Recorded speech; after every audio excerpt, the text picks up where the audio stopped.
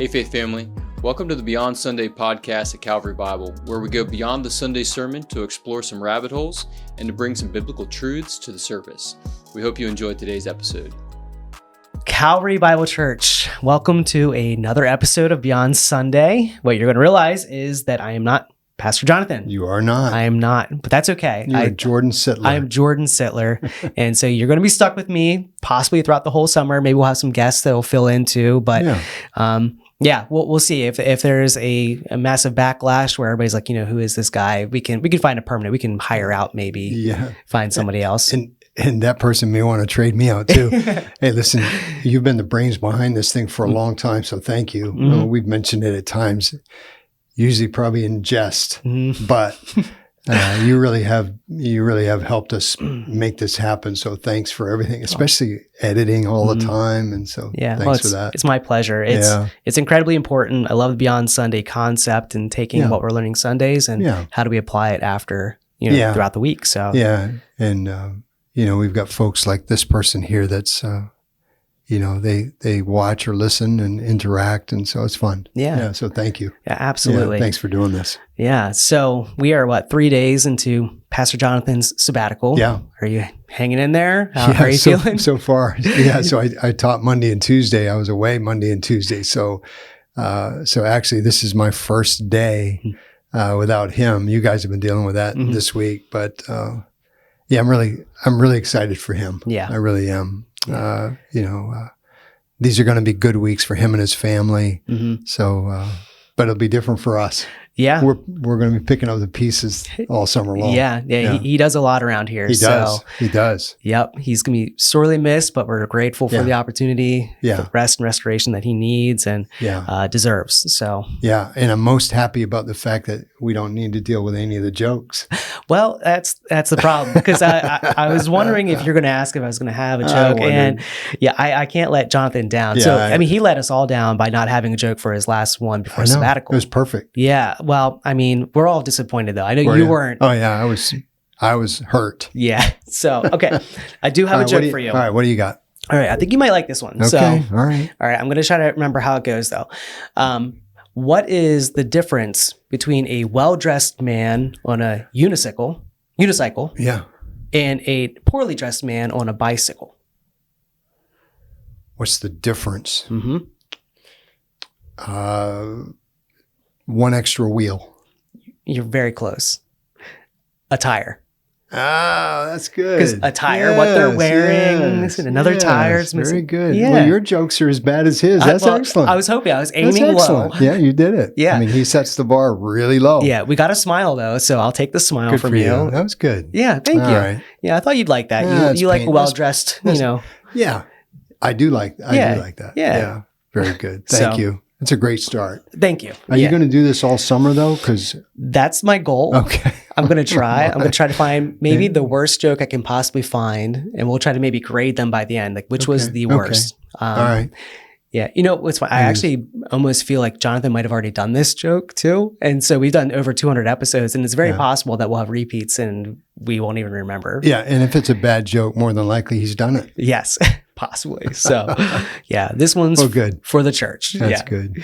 All right. Well, it's going to be my cross to bear all summer. Yeah. Well, I'm sorry. I gotta live up to the standard of Pastor Jonathan. That's great. All right. So this past Sunday, we were in Matthew 25. We covered two parables. A lot to cover, but they are uniquely connected. So that helps with us to understand the theology behind all of this. The first parable, I don't know if you want to give a recap, or I can give a recap of kind of generally what unfolds there, and then the second one too, and then we can kind of dive into maybe some questions. But the first parable, the 10 virgins. So we have 5 who are foolish, 5 who are wise, 5 who are prepared, 5 who are not. And then what we see is when the bridegroom returns, there's 5 who are not allowed in because they have not been prepared. Very short summary of that. No, that's good. And that's the problem. The problem that we're seeing is the problem of delay. So, the three of us, you and me and this person, the three of us we're in this delay period. So the fact that they're not prepared, the the details about their not being prepared comes down to they're just not ready for waiting longer. Mm-hmm. And so the five wise, those five wise young women are obviously our example to follow. Mm-hmm. It's the easiest way to deal with, how is this functioning for the church? I mean, obviously we're not going to follow the five fools who are not ready, because that delay is teaching us that we must stay prepared mm-hmm. for a long delay, mm-hmm. which is why you're studying now. And so, usually we talk about the imminent return of, and there's no doubt Scripture talks like that in places. But as I've been saying the last 2 weeks, not in this section. In this section, everything is geared toward not he could come at any moment, mm-hmm. but the fact is that he's not returning. There is a delay. It's a long enough delay to make us all tend toward drowsiness. Yeah. So, yeah. And with that in mind then, so one of the questions that I mm-hmm. was kind of just thinking through, and I believe you might have even mentioned this, and this is probably like a poor paraphrase, but the main concern or the main danger for the Christian, those who are in the church, mm-hmm. isn't necessarily that they're denying Christ. Mm-hmm. It's that they become complacent in their spiritual walk. Yeah. And so, and so like, my question would be, what are some of those signs then that are those typical signs that we as believers should be on the lookout for the day-to-day walk of complacency starting to slip in, that drift that might happen, the drowsiness? Yeah. And I appreciate you picking up on that part of it. Verse 13, ends that first parable with, "Watch therefore, for you know neither the day nor the hour." And so the five foolish young women, they're not ready. There's no specifics about readiness except for the fact that they just didn't anticipate the delay. Mm-hmm. So this first parable tells us to watch, to stay alert. Mm-hmm. So the first thing, and I appreciate you picking up too on the drift, because I was trying in my head to formulate this little, delay equals drift, mm-hmm. potentially. And you picked up on it as well. Delay equals that tendency to drowsiness, and as the opposite of watching, mm-hmm. staying awake. So I think that one of the first things to think about is the actual concept of alertness. Mm-hmm. So I think that the average Christian that is not waking up in the morning thinking that Christ could come back mm-hmm. then, or saying, I know he's not here today yet, and I don't know when he's coming, but it could be, mm-hmm. I want to stay ready. I think the average Christian gets up in the morning and is not alert, spiritually alert. That's mm-hmm. just my take on that. Now, if that's not true of you, then I misjudged you, and I'm glad that you're in the awake camp. But I would say that the first kind of thing to look for is, do you have a sense of urgency about your Christian faith and your Christian lifestyle mm-hmm. in light of the fact that the Lord is coming? We don't know when, and we need to be ready. Mm-hmm. That'd be one thing in particular. Yeah. Well, I know you've mentioned before that the first thing you do when you wake up, you say the Lord's Prayer. Yeah. And so even just those small habits of, or even if you just walk or you put the habits aside, but you're thinking, okay, how long does it take even after I wake up before I'm even considering things of God? Yeah. Am I waking up with God on my mind? Am I waking up with social media on mine? Am I waking up with the concerns of life rather than God himself? And so, how does your day start? Yeah. And how does your day end? If there's no thinking about God in between, then it's probably a good sign that there's a bit of complacency or some sort of drift that's happening there. Yeah, that beginning and end that I talked about a little bit on Sunday, I think I actually was referencing,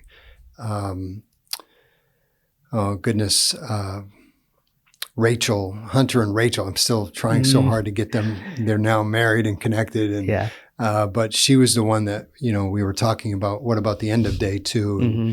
We're not staying awake because we're headed to sleep at the end of the day, right before going to bed. But that understanding of let's have this sense of awakeness or watching, staying alert. Let's make sure that that's a morning and evening, honestly, a ritual of talking to God first thing in the morning, talking to God, especially headed off to sleep when you know things are not settled in your heart type of thing. That's some of those.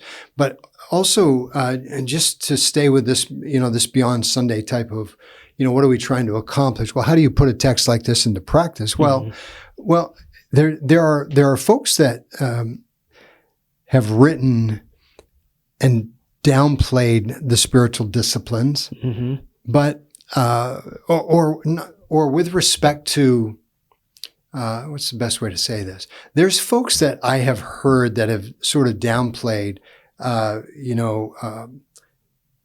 certain data. Like, for instance, if I said to someone, hey, just tell me, why aren't you serving the Lord?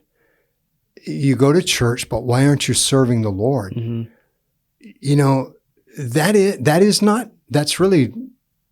That's not negotiable. That is a non-negotiable.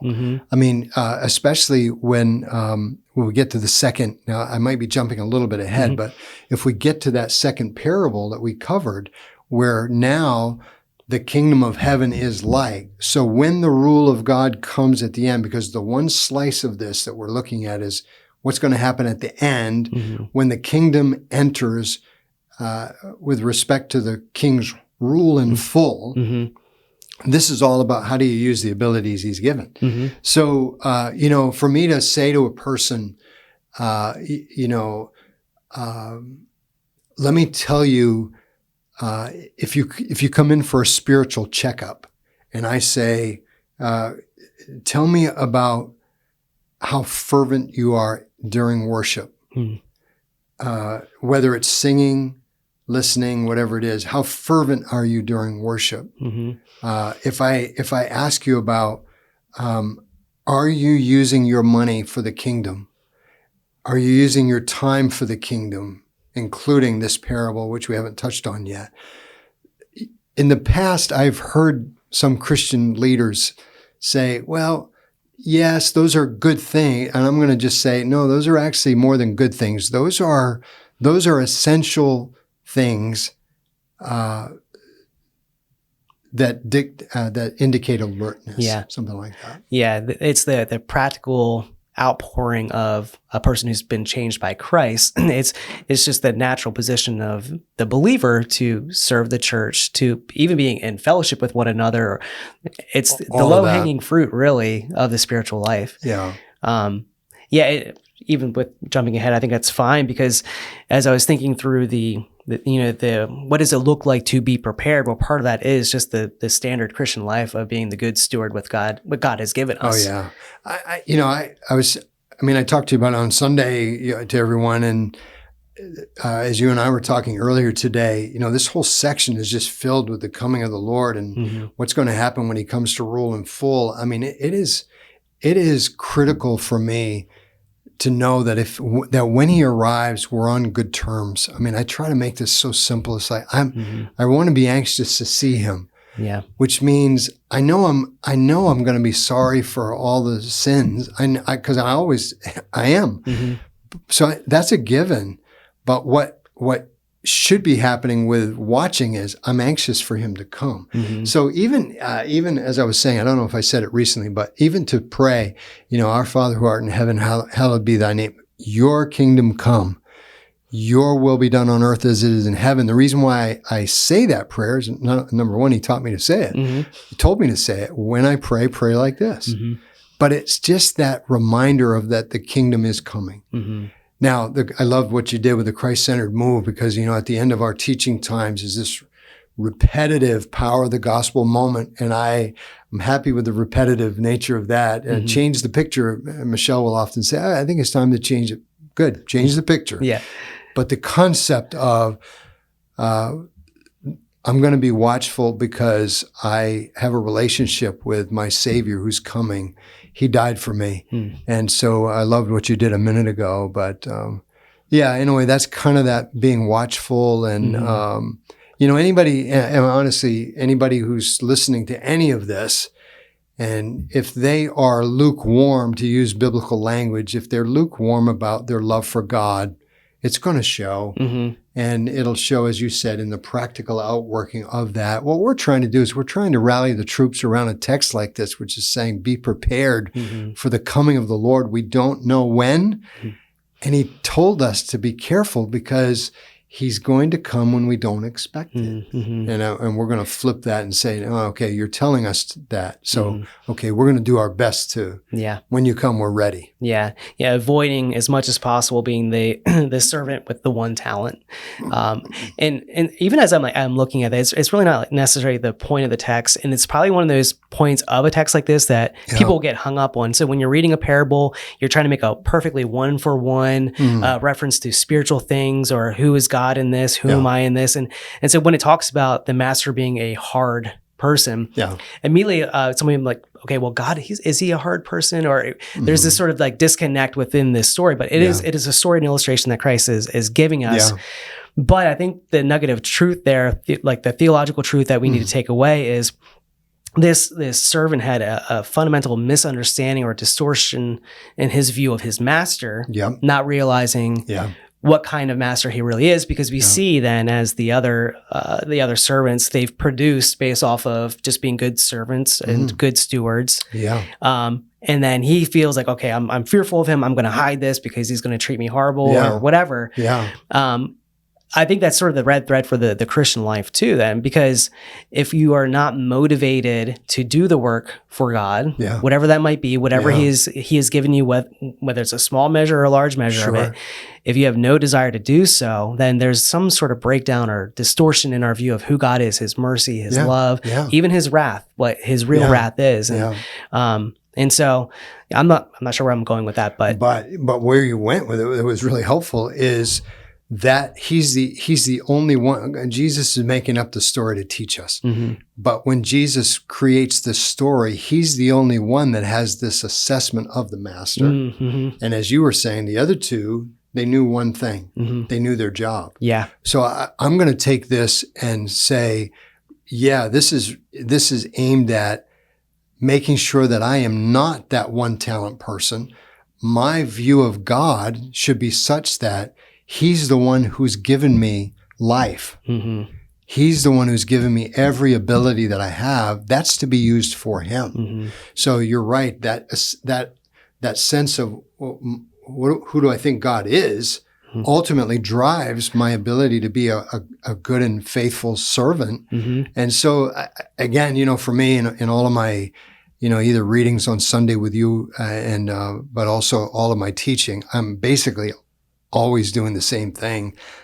I want to make sure that this text can function for the church. And there's no doubt in my mind, you're going to want to hear good and faithful. You're not going to want to hear the other. You're not going to want to hear verse 26, you wicked and slothful servant. We're going to want to hear good and faithful. So that's part of being ready, part of being alert.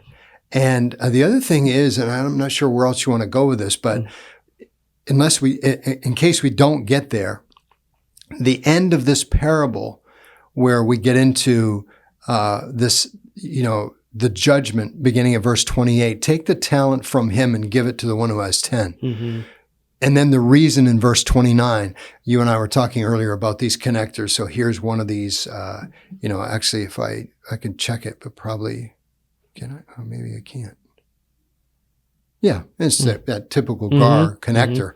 So you and I were talking about how this Greek is forming its connections between the clauses. So verse 29 giving you the reason or the explanation of why does he take the talent away from the one and give it to the other guy. He gives a reason in 29, but when you go to 30, it's the absolute worst. One of these terrible judgment texts. But you'll notice that the labeling, and I didn't do anything with this on Sunday. He's a worthless servant is the label, which means that this is a servant that does not benefit the master. And I need to ask myself now. You and I will be doing this probably mostly either Mondays or Wednesdays. It used to be Jonathan and I on a Tuesday afternoon, but for you and I, now it's a Wednesday. We're recording Wednesday late morning, early afternoon, and I have to be useful. Mm-hmm. So you and I have to be useful. Yeah. Otherwise, this judgment is for everyone who's not. This is going to come up just if you plan on being in. I know you're away this weekend. If you're planning on being in church this Sunday, this is going to come up again with what your English Bible heading will say as the final judgment, more than likely. And so we're going to hit this judgment again, and this time it'll be much more specific. Mm-hmm. What's going to happen to anyone who's not prepared? Mm-hmm. And our job together through the summer is to continue to help the faith family be prepared for the arrival of the Son of Man in all of His glory. Mm-hmm. So yeah. And a text like this for the church, for the believer, is not meant to have us questioning our salvation. No, in fact, good point. It bolsters our assurance because we're able to say we are not one of those.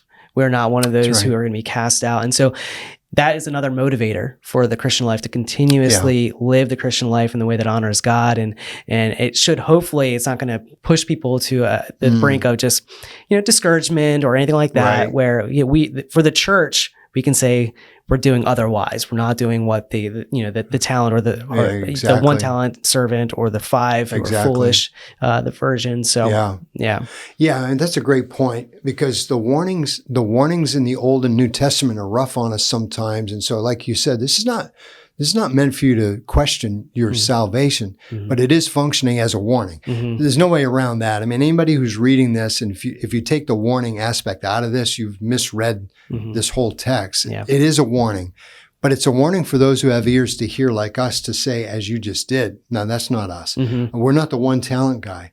And we're not the five, the foolish five.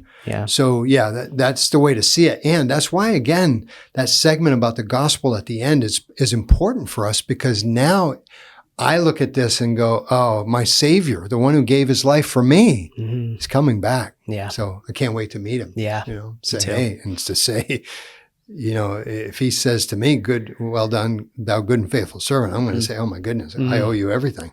What else are we going to say? Enter into the joy of your master. I just can't imagine. Which is, if that was actually in this text, and I can't remember where that comes up. Enter into the joy of your master. Which verse is that? In the 20s. So it's in 20 at the end of 23, for instance. That's where I really kick myself and go, if I had some more time, and if I took more time and divided this up differently, but that to me is one of the greatest emotional descriptions of what it's going to be like for all eternity. So if anyone was needing motivation, what you just mentioned is like, we're going to soon get to enter into the joy of this. And then for me, and I can say this personally, and you're doing this now, so you're feeling it. For me, I mean, the joy of your master has been, if someone asks me, where do you get the most joy? I'm going to say without hesitation, oh my goodness, the ability to have a small part to play in what the Lord is doing in the world. That's the best. That is joy. Now I have joy with Michelle, with my family, children, grandchildren, neighbors, all of the things that we talk about that are fun in life. Tremendous joy. But the joy of serving, that was a song, an old song. There is joy in serving Jesus. There is. There's nothing like that. I mean, wow, it's the best, and you're in it now. Very excited to be part of it. Absolutely. And that the joy of the master too. I can't remember if it's Psalm 96, but when it teases that concept out, like it's the presence of God. Exactly. And just imagine being in the presence of the holy, perfect, loving, merciful God who is the one who helps us not fall into the judgment that we'll be learning about even more next week. And to be on assignment for Him is really, that's a great thing. You talk to, you're probably one of them. I mean, you talk to any of our folk that are, they're into this. I mean, they love the Lord. they just love his kingdom, and they're trying to not only pursue God, but advance his kingdom. You talk to any of them, they feel that joy. Mm-hmm. They do. They know that there's nothing like that. And then, if you happen to be someone that really is off joy, you're not feeling it.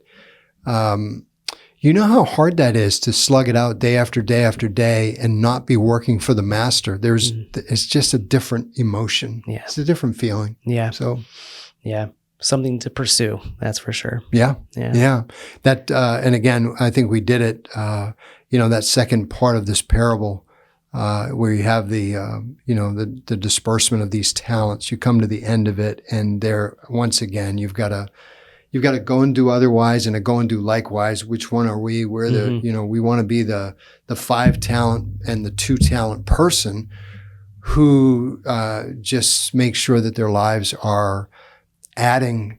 They're adding to the king, to the king's reputation and glory and so forth. Yeah. Fantastic. Well, do you have anything you want to queue up for the sermon on Sunday? You want to? Not really, except to say that this, as you and I were talking, the subject matter is going to be the same. So once again, beginning at verse 31, when the Son of Man comes in his glory. So more about this.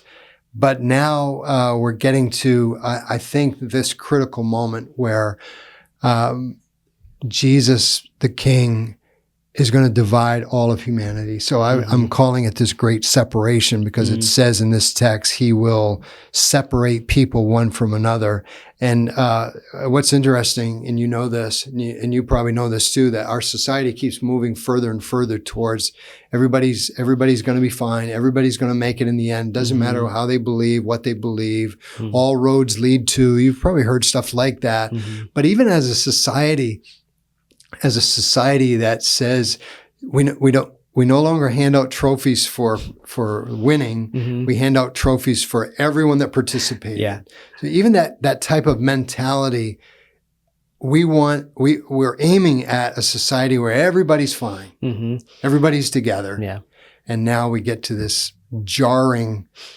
At the moment of the King taking his seat, he separates humanity into what I've joked about for years here in church. The sheep on my right, and the goats on my left, and it's like there's no joke in this text coming up. So, I'll have to make sure I'm seated appropriately if you're doing that illustration. You're going to be here, but you're not going to be. That's right. Yeah, so you'll be safe. I'll be safe. You're safe. You're actually out of that. Yeah. So, hey, thanks for doing this with me. Yeah, my great. pleasure. Thank you. Yeah. Hey, thank you everybody for joining us on this episode. We hope you're blessed by this time. If you have questions, we do have an email address to send it into, and it's podcast at cbcmj.com. That's it. Not Roger Garber. Not Roger Garber. No. I've tried sending to him, different Roger, not the same guy. So yeah. All right. Thank you guys. We love you, and have a great week. Thank you. Thanks again for joining us on today's episode. And remember, our Sunday sermons are meant to lead us to a life of worship beyond Sunday.